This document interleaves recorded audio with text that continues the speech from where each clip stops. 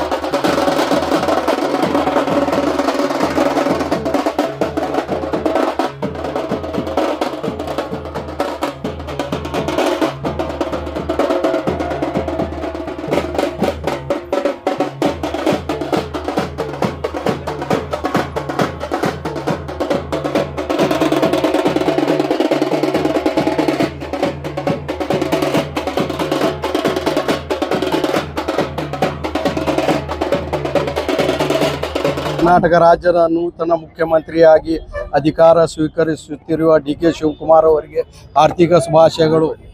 MB. Patil ಸಾಹೇಬರಿಗೆ ಹಾಗೂ ಸಿದ್ದರಾಮಯ್ಯ ಸಾಹೇಬರಿಗೆ, ಸುನಿಲ್ ಗೌಡ ಸಾಹೇಬರಿಗೆ, ಸತೀಶ್ ಜಾರಕಿಹೊಳಿಗೆ ಎಲ್ಲರಿಗೂ ಶುಭಾಶಯಗಳು. ಆದ ಶ್ರೀ ಡಿ.ಕೆ. ಶಿವಕುಮಾರ್ ಸಾಹೇಬರಿಗೆ ಬಿಜಾಪುರ ಕಾಂಗ್ರೆಸ್ ವತಿಯಿಂದ ಆರ್ಥಿಕ ಶುಭಾಶಯಗಳು ಹಾಗೂ ನಮ್ಮ ನಾಯಕ ಕರ್ನಾಟಕದ ಟೈಗರ್ ಎಂ.ಬಿ. ಪಾಟೀಲ್ ಸಾಹೇಬರಿಗೆ ಆರ್ಥಿಕ ಶುಭಾಶಯಗಳನ್ನು ಕೋರಿ ಎಲ್ಲರೂ ಇಲ್ಲಿ ಖುಷಿಯನ್ನು ವ್ಯಕ್ತಪಡಿಸುತ್ತಿದ್ದೇವೆ. ಇವತ್ತಿನ ದಿವಸ ಬಹಳ ಖುಷಿಯ ಸಂಗತಿಯಾಗಿದೆ. ನಿಮ್ಮ ನೆಚ್ಚಿನ ನಾಯಕರಾದಂಥ ಕರ್ನಾಟಕ ಹುಲಿಯಾದಂಥ ಈ ರಾಜ್ಯದ 25ನೇ ಮುಖ್ಯಮಂತ್ರಿಯಾಗಿ ಪ್ರಮಾಣ ವಚನ ಸ್ವೀಕರಿಸಿದ ಇದೇ ತಾನೇ ಶ್ರೀ ಡಿ.ಕೆ. ಶಿವಕುಮಾರ್ ಅವರಿಗೆ ಬಿಜಾಪುರ ಜಿಲ್ಲೆ ಜನತೆ ವತಿಯಿಂದ, ಕಾಂಗ್ರೆಸ್ ವತಿಯಿಂದ, ನಮ್ಮ ಎಲ್ಲ ಕಾಂಗ್ರೆಸ್ ಬಳಗ ವತಿಯಿಂದ ಮೊಟ್ಟ ಮೊದಲಿಗೆ ಅವರಿಗೆ ಶುಭಾಶಯವನ್ನು ಹಾರಿಸುತ್ತಾ, ಇವತ್ತಿನ ದಿವಸ ಗೆಳೆಯರೇ ಮತ್ತೊಂದು ವಿಷಯ ಅಂದರೆ ನಮ್ಮ ನೆಚ್ಚಿನ ನಾಯಕರಂತ ಮಾಜಿ ಮುಖ್ಯಮಂತ್ರಿಗಳಾದಂಥ ಶ್ರೀಮಾನ್ ಸಿದ್ದರಾಮಯ್ಯಜಿ ಅವರಿಗೆ ದಿಲ್ಲಿಯ CWC ವರ್ಕಿಂಗ್ ಕಮಿಟಿ ಸದಸ್ಯರಾಗಿ ನೇಮಿಸಿದ್ದಕ್ಕೆ ಖುಷಿಯನ್ನು ಹರ್ಷವನ್ನು ವ್ಯಕ್ತಪಡಿಸ್ತಾ ಇದ್ದೀವಿ. ನೂತನ ಸಿಎಂ ಬಗ್ಗೆ ಹೇಳಬೇಕಾದ್ರೆ ಅವರು ಗೆಳೆಯರೇ ಈಗಿನ ರಾಜಕೀಯ ಮಾಡ್ತಾ ಇಲ್ಲ. ಅವರು ಸುಮಾರು 42 ವರ್ಷದಿಂದ ಅವರು ಬಹಳ ಕಠಿಣವಾದಂಥ ರಾಜಕೀಯ ಜೀವನವನ್ನು ಸಲ್ಲಿಸಿದ್ದಾರೆ. ಹಲವಾರು ಮಿನಿಸ್ಟರ್ ಆಗಿ, ಉಪಮುಖ್ಯಮಂತ್ರಿಯಾಗಿ, ಈಗ ಮುಖ್ಯಮಂತ್ರಿಯಾಗಿ ನಿರೀಕ್ಷಣೆ ಅಂದ್ರೆ ಅವರು ಎಲ್ಲ ಜೀವನ ಕಷ್ಟ ನೋಡಿದ್ದಾರೆ.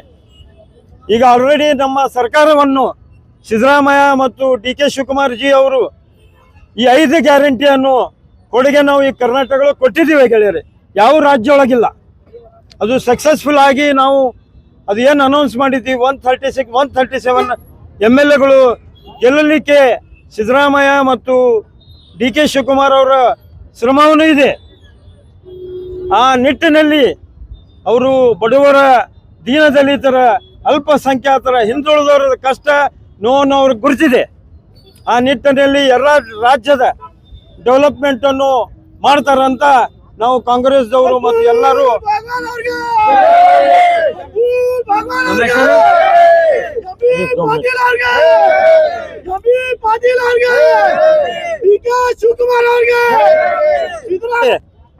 ತಾವು ಬಿಜಾಪುರ ಸಿಟಿದವ್ರು ನೋಡ್ತಿರ್ಬೇಕು.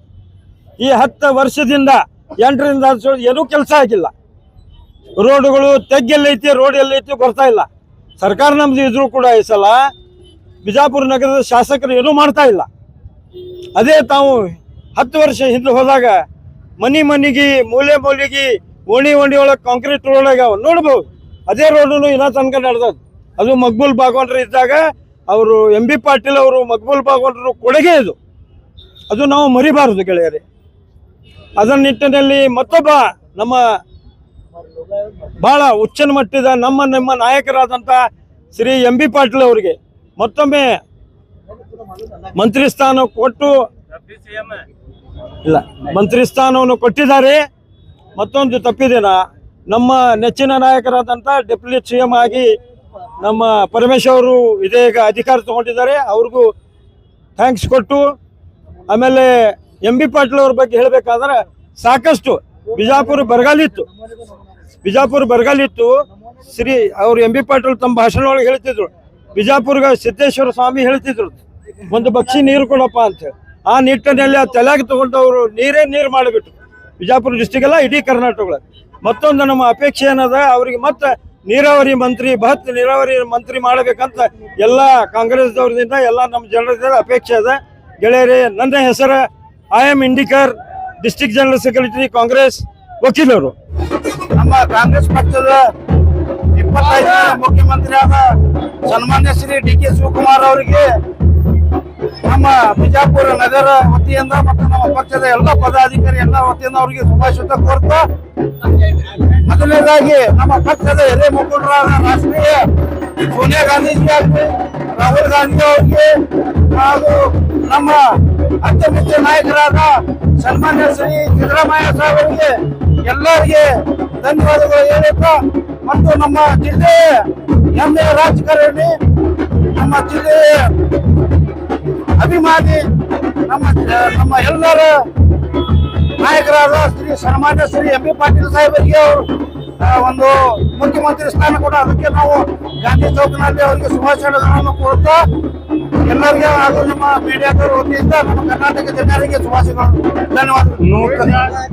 ನೂತನವಾಗಿ ಕರ್ನಾಟಕದ ಮುಖ್ಯಮಂತ್ರಿಗಳಾಗಿ ಪ್ರಮಾಣ ವಚನ ಸ್ವೀಕರಿಸಿದ ಡಿ ಕೆ ಶಿವಕುಮಾರ್ ಅವರಿಗೆ ಹಾಗೂ ಇನ್ನು 14 ಸಚಿವರುಗಳಿಗೆ ಅಭಿನಂದನೆಗಳನ್ನು ಹೇಳ್ತಾ, ಇವತ್ತಿನ ಬಿಜಾಪುರ ನಗರದಿಂದ ಹಾಗೂ ಜಿಲ್ಲೆಯಿಂದ ಹಮೀದ್ ಮುಷರಫರ ಪರವಾಗಿ ಇವತ್ತು ನಾವು ಅವರಿಗೆಲ್ಲರಿಗೂ ಅಭಿನಂದನೆಗಳನ್ನು ಸಲ್ಲಿಸ್ತಾ ಇದ್ದೇವೆ.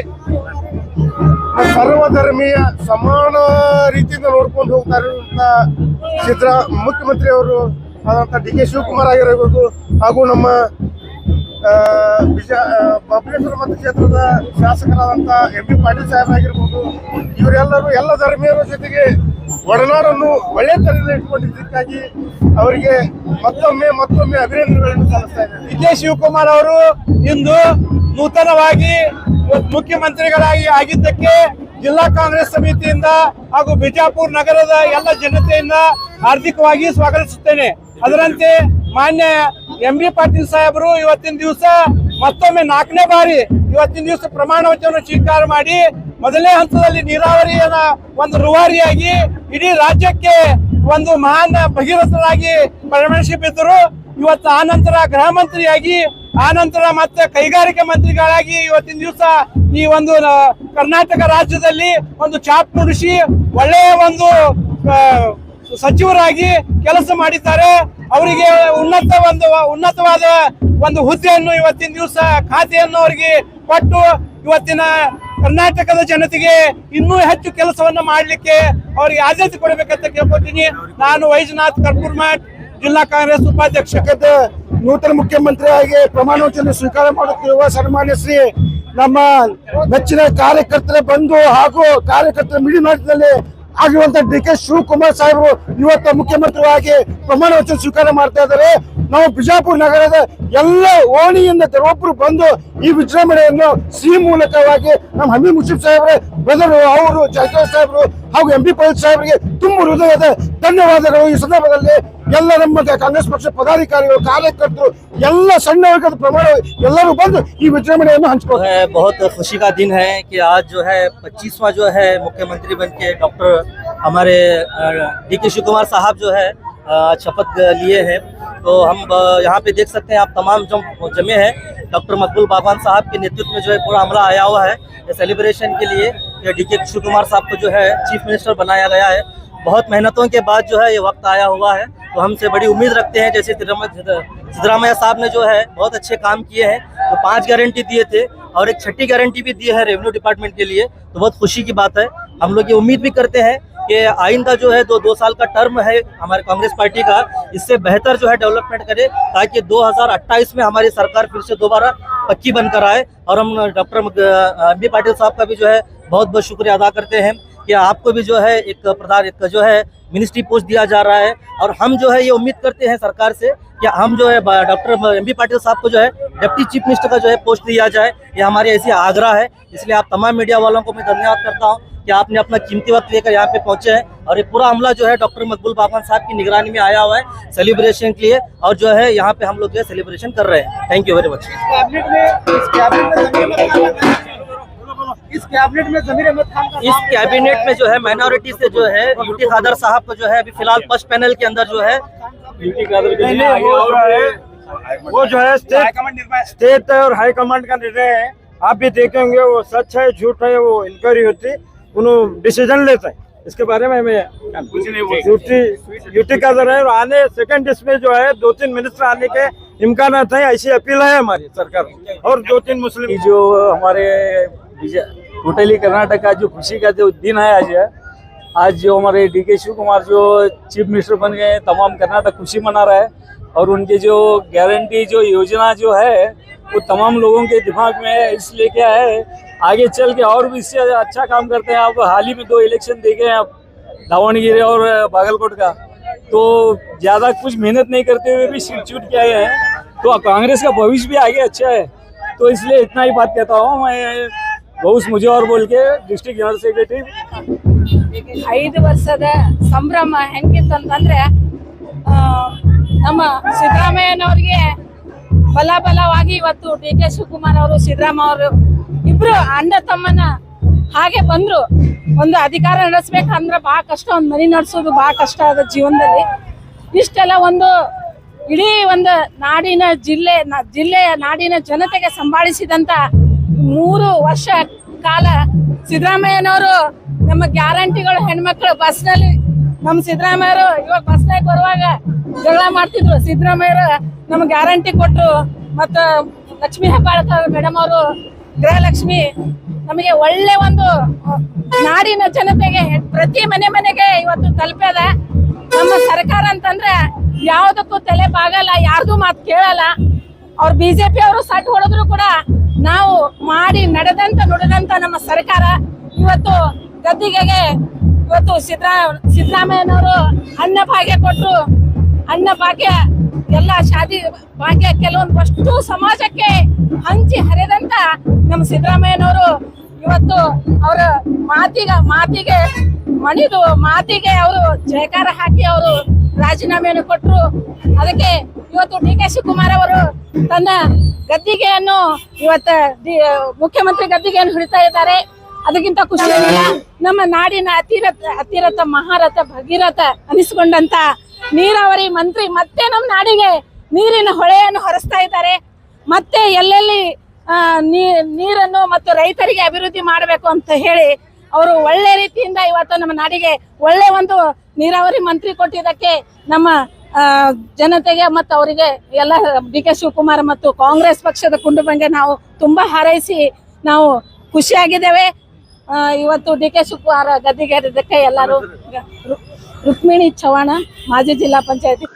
जैसा कि आप सब जानते हैं कि आप सभी का प्यार हमारे साथ कायम है, इसी तरह से हमारे इस चैनल को प्यार करते रहिए और हमारी सारी खबरों को लाइक, शेयर और सब्सक्राइब करना ना भूलिए। हमारा यही मकसद है कि आपको हर खबर जो है जैसा है वैसा ही आपको हम दिखाते रहेंगे, ना किसी का पक्ष लेंगे ना किसी के विरोध में जाएंगे। हमारे कदम सच के साथ।